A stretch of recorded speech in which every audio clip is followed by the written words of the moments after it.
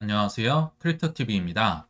현재 비트코인의 상승이 왜 특별한 건지, 그리고 주기영 대표가 쥐지를 친 사연도 소개드려 보겠습니다. 현재 셀 아메리카 현상이 지속되고 있습니다.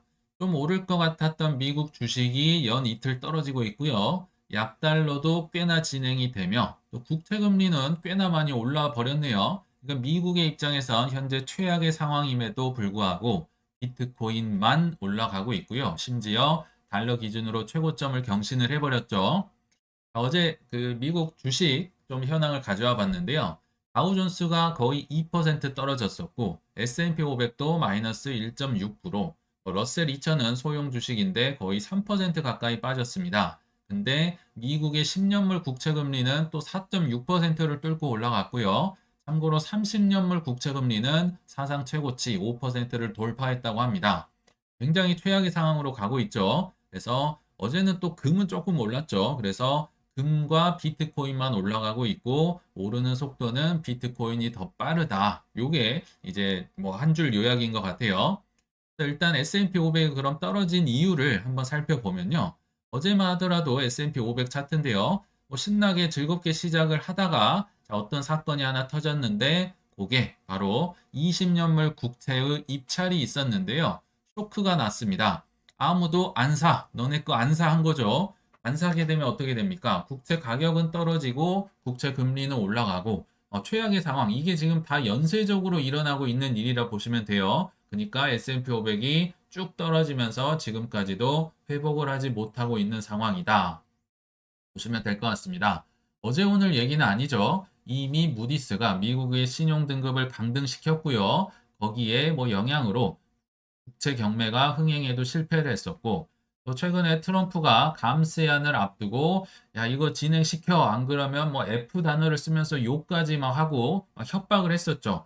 근데 저는 이거는 통과가 될 것 같아요. 뭐 어떻게든 간에 통과는 되는데 문제는 감세안이 통과되면 재정 적자가 더 불어나서 더 돈이 많이 필요한데 미국의 돈, 국채는 사람들이 사주지 않는 정말 악순환에 지금 빠지고 있다. 이런 상황이 생각이 들고요. 또 최근에 원달러 환율을 보신 분들은 느끼시겠지만 엄청나게 떨어졌습니다. 지금 원화가 세요. 원화 강세. 뭐 여러 가지 요인이 있지만 가장 큰 이유로는 한미가 환율 협상을 한다고 하는데 여기에서 미국이 예전에 플라자 합의처럼 원화 절상을 요구한다 하더라. 뭐 이런 소문이 나서 굉장히 원화가 올라가는 이례적인 상황이 벌어지고 있다라는 생각이 듭니다. 이렇게 길게 얘기를 하는 게요. 거시경제도 코인에 영향이 있기 때문에 말씀을 드리는 거예요. 코인리스에서도 10년물 국채금리가 4.6% 돌파. 야, 이거 조금 이상한데, 수상한데 얘기를 하고 있는 거죠. 그리고 30년물 국채금리는 이미 사상 최고치 5%를 갈아치웠습니다. 이게 근데 왜 이례적이냐면요. 가장 안전한 미국 국채의 10년물 금리가 올라가면 보통의 경우는 위험자산 선호도가 떨어져야 됩니다. 주식이나 코인이나 던지고 있는 상황이어야 되는데 반해서 왜 비트코인만 오르고 있느냐? 이게 참 재밌다는 거죠. 근데 지금 구글 트렌드상 보면요. 비트코인의 관심은 뭐 30, 35, 뭐 이 정도인 것 같아요. 작년 11월에 이게 100 정도 찍었었거든요.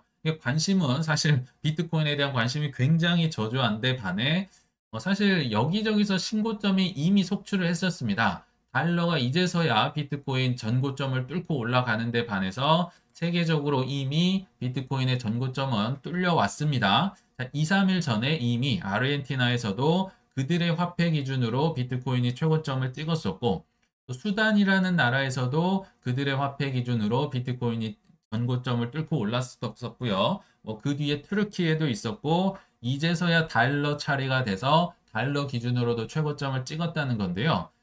참 재밌는 건 원화가 아직 뚫질 않았어요. 제가 이 영상을 찍고 있는 기준으론 예전에 1억 6,300만 원인가까지 올랐었잖아요. 이게 재밌게도 원화가 강해서입니다. 달러가 수단이랑 아르헨티나에 지금 가깝게 취급되다 보니까 먼저 뚫고 올라갔다고 보시면 돼요. 아무튼 원화도 뭐 조만간 뚫고 올라가지 않을까 생각이 들고요. 자, 그래서 주식과 코인이 이제 디커플링 되는 구간을 확인해 보려고 제가 15분 봉을 한번 가져와 봤습니다. 자, 빨간 게 비트코인, 파란 게 S&P 500인데요. 보통은 거의 대동소이 비슷하게 움직이는 게 맞는데, 자, 여기 보시면 까만색 표시를 한 게 아까 제가 말씀드린 20년물 국채 입찰이 실패했던 그 순간입니다. 아, 니네 이제 힘들대, 국채 안 팔린대 하니까 아이고 하면서 둘 다 같이 떨어지죠. 근데 S&P 500보다 당연히 비트코인은 처음엔 더 많이 떨어집니다. 근데 S&P 500은 정신을 못 차리고 떨어지는데 반해서 갑자기 비트코인은 말아 올리죠. 비트코인 이렇게 생각했나 봐요. 잠깐만, 내가 근데 왜 떨어지지? 내가 왜? 나는 상관없잖아. 뭐 국채를 많이 찍든지 약 달라고 오든지 나는 직접적인 뭐 관세를 하든지 상관이 없기 때문에 말아 올리는 현상이 지금 이례적으로 벌어졌는데 문제는 이 이례적인 현상이 잦아지고 있다는 게 재밌는 포인트예요. 이제 점점 많이 보이고 있다. 굉장히 의미가 있는 상황이죠. 자, 여기서 중요한 포인트가 나옵니다. 미국의 구원자가 여기서 구원자는요, 국채를 매수하는 사람을 의미합니다. 미국이 그렇게 떵떵거리고 사는 이유는 결국 달러잖아요. 달러를 사람들이 사주니까 아, 나는 무한대로 돈을 찍을 수 있어. 그래서 강대국인 건데요. 자, 그 구원자가 과거에는 연준이었고 이게 재무부였는데 여기에서 지금 비트코인과 알트코인과 스테이블 코인으로 전환하는 시점이다. 이게 핵심입니다. 과거에는요, 연준이나 재무부가 양적 긴축을 하네, 완화를 하네, 금리를 올리네, 내리네, 단기채를 많이 찍네, 적게 찍네 하면서 굉장히 뭐 엄청난 현란한 드리블을 통해서 미국을 항상 정상화를 시켰죠. 그러니까 뭐만 있으면 연준이 해줄 거야, 재무부가 해줄 거야. 근데 지금 그게 잘 안 먹히고 있다는 겁니다. 니네 거 안 사. 너 뭐 미국 브랜드 안 믿어. 이런 상황에서 결국은 국채 누가 사준다? 코인이 사준다는 거예요. 준비금으로 인해서. 그래서 사람들이 비트코인을 사는 게 더 낫겠구나. 사람들이 막 휘둘리는 거 말고 이런 전환점에 있다는 게 지금 완벽하진 않지만 그 뭐 티핑 포인트가 아닐까 생각이 들거든요. 그래서 20년물 국채 입찰 실패가 나온 직후에 크립토 차르가 이런 얘기를 했다고 해요. 스테이블 코인 법안, 지니어스 법안 있잖아요. 요게 수조 달러의 미국채 수요를 견인할 것이다. 당연한 얘기입니다. 그래서 지니어스 법안은 결국 무조건 통과된다. 반드시. 왜요? 이거 해결할 사람이 얘네밖에 없으니까. 스테이블 코인이 준비금으로서 국채를 사주지 않으면 살 수가 없는 거죠. 국채를. 우방국도 지금 뭐 다 던지고 있는 판국에 당연한 결과다. 미국 텍사스에서도요. 하원에서 아직 최종 통과까지는 아니지만 역시 뭐 8분 응선, 9분 응선을 넘은 것 같습니다. 그래서 하원의 최종 투표와 뭐 약간 조정은 할 수 있지만 주지사가 사인을 하면 이제 뉴햄프셔, 애리조나에 이어서 세 번째 비축안에 찬성하는 주가 되는데요. 텍사스는 조금 급이 다르죠. 국가로 치면 7위 정도에 해당하는 주입니다. 캘리포니아급이죠, 거의. 그래서 이 친구들이 비트코인을 사려고 벼르고 있다. 아직 준비만 한 겁니다. 그래서 뭐 블랙락이다, JP 모건이다, 뭐 트럼프다. 수많은 사람들이 뭐 지금 변심을 하고 있잖아요. 사실 블랙락은 이 판 자체를 딴 사람이니까 뭐 변심이라고 하긴 그렇지만 아무튼 이 전환점을 예전부터 이제 짜놓고 판을 짜놓고 실행을 하는 단계에 있다. 상승하기 전 단계에 있다. 이렇게 보입니다. 결국은요, 떨어지면 내가 나중에 구해줄게잖아요. 그걸 연준이 했었는데, 이제 이걸 코인들이 한다는 거고요. 근데 나중에 떨어지면 구해줄게가, 문제는 온체인 데이터나 이런 데 잡히질 않아요. 그렇죠? 이거는 뭐 거대한 뭐 항공모함이 이제 방향을 트는 격이기 때문에 안 보입니다. 그래서 온체인 데이터를만 보시는 분들 또는 가격만 보시는 분들은 흔들리고 포기를 할 수밖에 없다라는 생각이 드네요. 그 중에 온체인 데이터 전문가 이제 주기영 대표님이 또 어제 트윗을 남겼는데 내가 틀렸다 GG라고 짤막하게 트윗을 남겼습니다. 좀 젊으신 분들은 아시겠지만 스타크래프트에서 GG를 치면 나 이제 졌어 포기 하면서 뭐 복싱으로 치면 수건 던지는 거잖아요. 어제는 짧게 비트코인이 전고를 돌파했다. 내가 틀렸다. GG라고 짧게 얘기를 했는데요. 어제보다는 사실 5월 9일에 있었던 트윗이 좀 더 의미가 있는 것 같아서 한번 가져와 봤습니다. 자, 이때도 내가 틀렸다 하면서 이제 뭐 사과를 하시고 뭐 여러 가지 얘기를 했는데 비트코인 매도 압력이 완화되고 있으며 ETF를 우린 주목해야 된다. 대규모 자금이 유입되고 있는 게 보인다. 그래서 안 끝났다라고 얘기를 하는데요. 저는 약간 다릅니다. 그러니까 ETF는요, 사실 현상입니다. 지금 이 현상이 뭐 그러니까 ETF 유입량이 많으면 좋아지고 있네. 떨어지면 안 들어오면 유출되면 나빠지고 있네. 뭐 이렇게 지금 보는 거잖아요. 근데 ETF는 현상이자 어떤 그 현상에 대한 후행하는 결과입니다. 그러니까 이걸로 판단하기에는 굉장히 일희일비할 수 있다는 거죠. 자, 여기서 핵심은 미국의 요술램프, 그러니까 비비면 막 달러가 나오는 근본적인 원인이 코인이다. 그래서 코인이 잘 될 수밖에 없다. 요거를 좀 보시는 게 좋지. ETF나 온체인 데이터에 왔다 갔다 하면 강세장 안에서도 뭐 끝났다는 이런 정말 그 착각이 나올 수도 있다는 거죠. 그러면서 비트코인 시장이 너무 다양하다. 지금 ETF도 많고 마이크로 스트래티지에 뭐 제2의 뭐 MSTR 엄청 나오고 있죠. 기관 투자자, 정부들도 들어오고 있다. 그래서 이번에는 이제는 순환 이론, 이게 사이클 이론을 던져버려야 될 것 같다. 이거 안 맞는다. 이런 얘기를 지금 주장하고 있는 것 같아요. 왜냐하면 뭐 지금 뭐 복잡해지고 뭐 새로운 유동성이 너무 많아지고 거래량도 뭐 많았다 줄었다. 그래서 결국은 기관과 ETF에서 얼마나 들어오는지를 뭐 봐야 된다라고 하는데요. 글쎄요. 일단은 이것부터 보면 사이클 이론이 안 맞는다? 그러면 제가 볼 때는요. 이번엔 다르다고 들리거든요. 물론 그럴 수도 있습니다만 자, 만약에 이게 맞다고 하면요. 그러니까 딱 4년에 맞춘다고 한정을 짓는다면 사실 21년도부터 좀 틀렸습니다. 그렇죠? 이 이론에 따르면 21년도도 하반기에 사이클 탑을 찍어야 되는데 물론 비트코인 기준으로는 아슬아슬하게 10월, 11월이 4월보다 더 높았잖아요. 그러나 비트코인 최고점을 외에 다른 기준으로 보면 뭐 ISM 지표라든지 또는 뭐 MVRV나 뭐 알트코인 지표나 뭐 코인베이스 앱 순위나 이런 걸로 볼 때는 21년도는 4월이 최정점이었다고 볼 수도 있거든요. 이게 팬데믹 때문에 조금 당겨지는 그러니까 이거 그 이론으로 보면 21년도도 틀린 거죠. 팬데믹 때문에 유동성이 막 불어나니까 당겨졌고 근데 이번에는 관세 전쟁으로 인해서 조금 저는 뒤로 밀린 것 같다는 생각이 듭니다. 원래대로라면 보통의 이제 대통령들은 내가 당선이 되자마자 막 유동성을 풀고 규제 완화를 하고 공약을 실행하면서 막 올라가는 데 반해서 지금은 관세부터 터뜨렸잖아요. 그러니까 밀렸다 조금. 결국은요, 제 생각은 틀릴 수도 있지만 엇비슷한 4년 사이클은 유지가 되고 있다라고 보입니다. 엇비슷한 거죠. 근데 좀 땡겨지거나 미뤄질 수는 있겠죠. 그리고 탐욕이 반복되는 한 결국 이 엇비슷한 4년은 지속된다. 상승, 이 글을 보면요. 왠지 상승만 될 것 같은 느낌으로 써 있기는 해요. 물론 그렇게 보시지는 않았겠죠. 저는 그게 아니라고 봅니다. 상승도 어느 정도 많이 되겠지만 저는 하락도 된다. 왜냐하면 아무리 뭐 ETF랑 뭐 기관 뭐 국가가 들어오고 해도요. 결국 탐욕이 있으면요. 레버리지가 들어옵니다. 한 방에 나 떼돈 벌고 싶어. 우리 21년도 5월에도 겪었었잖아요. 이 탐욕이 있는 한 결국은 부러진다. 그래서 과거에 뭐 비트코인이 90%까지는 아니지만 저는 뭐 60에서 70% 가까이는 떨어지지 않을까 이번에도 예상을 합니다.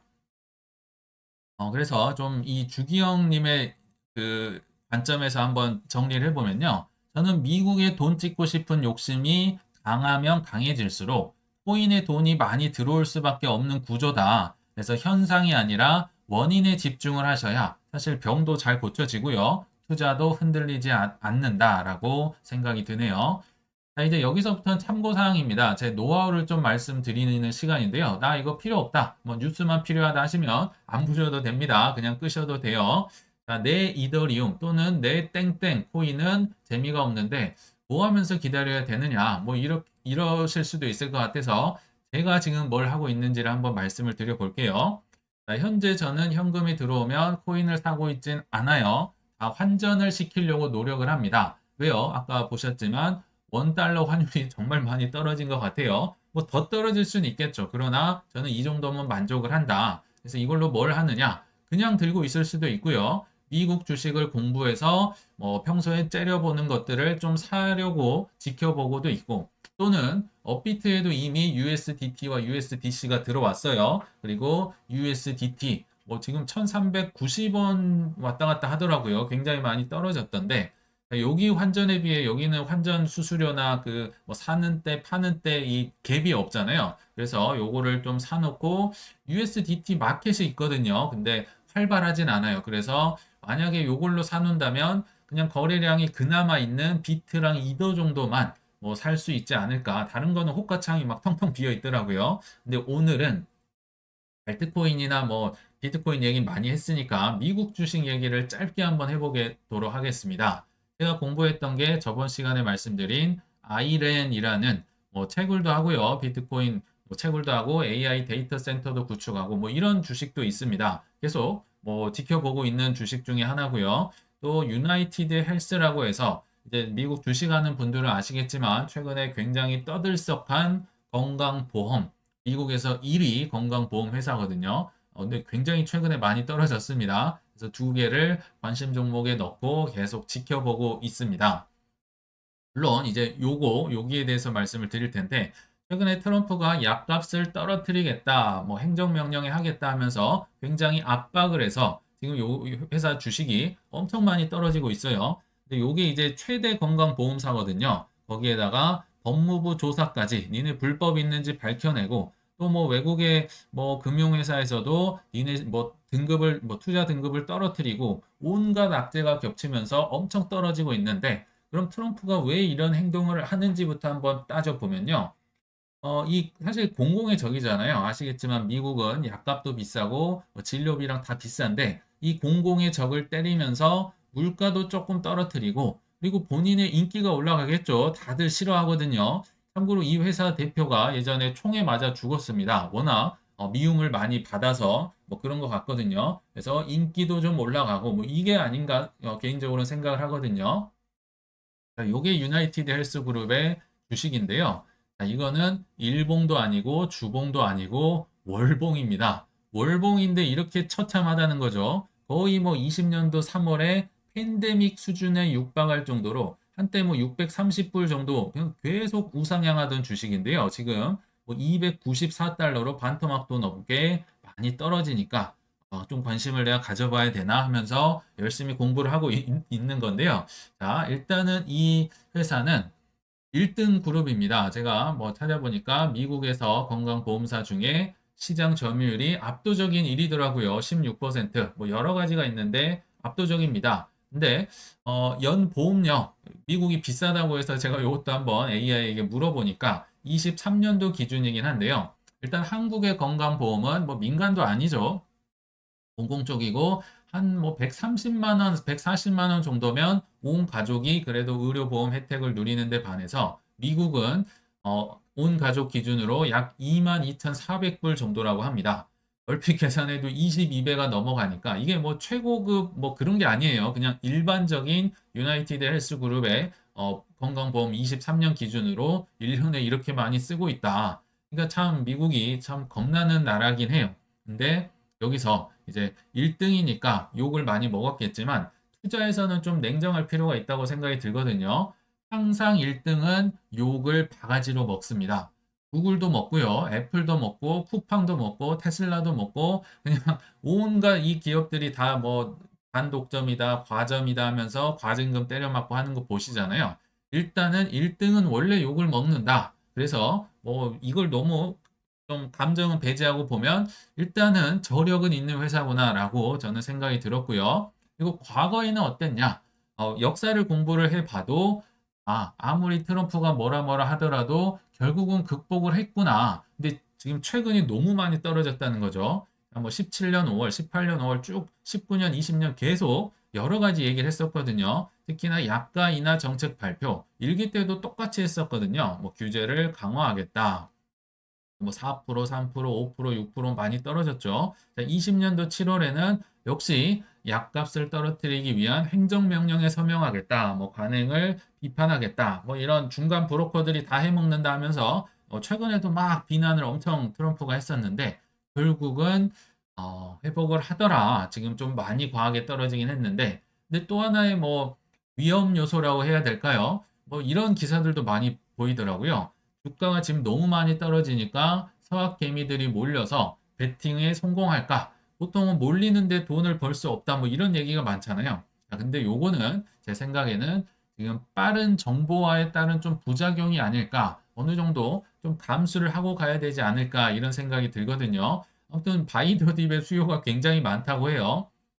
요런 거에 뭐 이거 흔들리고 저거 흔들리는 게 아니라요. 결국 내가 공부한 거에 따르면 그걸 믿으면 불확실성에 베팅하는 게 투자의 본질이 아닐까 싶어서 요 주식도 요새 막 때려보면서 살까 말까 고민을 하고 있다고 생각을 해주시면 될 것 같습니다.